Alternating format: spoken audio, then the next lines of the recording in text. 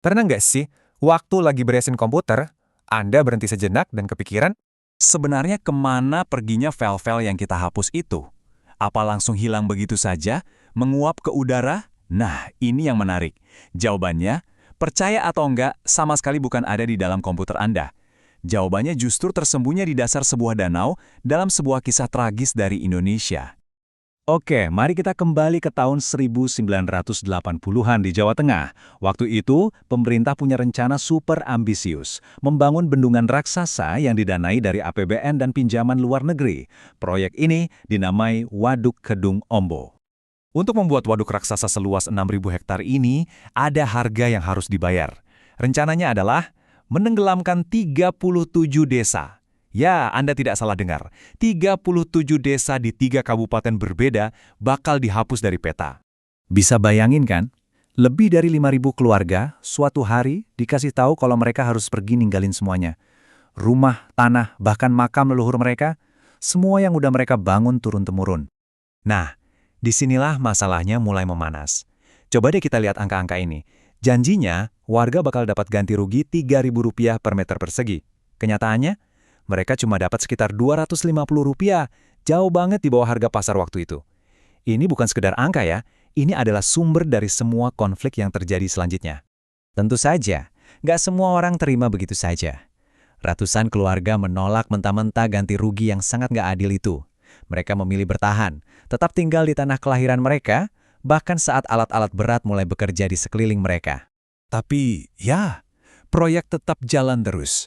Dan puncaknya terjadi pada 14 Januari 1989.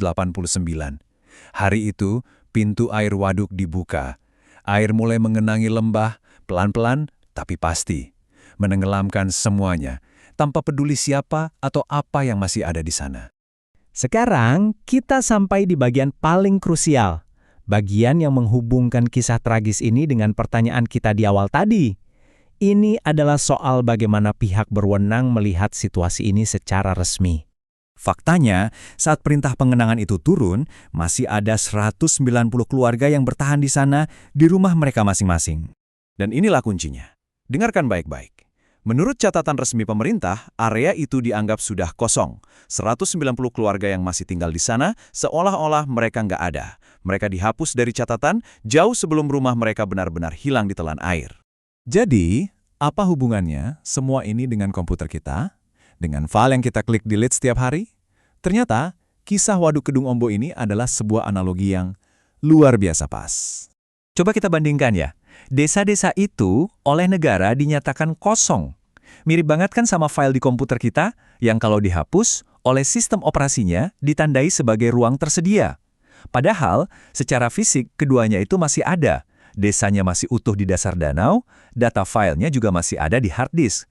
Keduanya cuma menunggu waktu untuk ditimpa. Yang satu oleh air, yang satu lagi oleh data yang baru. Ini membawa kita ke pemahaman teknis tentang apa arti delete yang sebenarnya di dunia digital. Jadi, menghapus sebuah file itu sebenarnya nggak serta-merta melenyapkannya. Itu cuma cara komputer kita untuk bilang, oke, tempat ini sekarang kosong, boleh diisi lagi nanti. Prosesnya sebenarnya simple banget. Pertama, kita tekan hapus. Kedua, komputer cuma menempelkan label tak terlihat di ruang itu, menandainya sebagai tersedia. Data aslinya masih ada di sana, nggak kemana-mana. Sampai akhirnya yang ketiga, kita menyimpan file baru, dan file baru itulah yang akan menimpa dan benar-benar menghilangkan data yang lama. Dan inilah gambaran akhirnya. Sekarang, Kedung Ombo itu jadi tempat wisata yang indah. Tapi di bawah airnya yang tenang, ke-37 desa itu masih ada. Rumah mereka, jalanan mereka, ladang mereka, semuanya nggak benar-benar hilang. Mereka hanya terkubur, ditimpa oleh sebuah realitas baru. Persis seperti file kita. Jadi, kembali ke pertanyaan kita di awal, kemana perginya file yang kita hapus? Jawabannya adalah file itu nggak pergi kemana-mana. Sama seperti desa-desa di Kedung Ombo.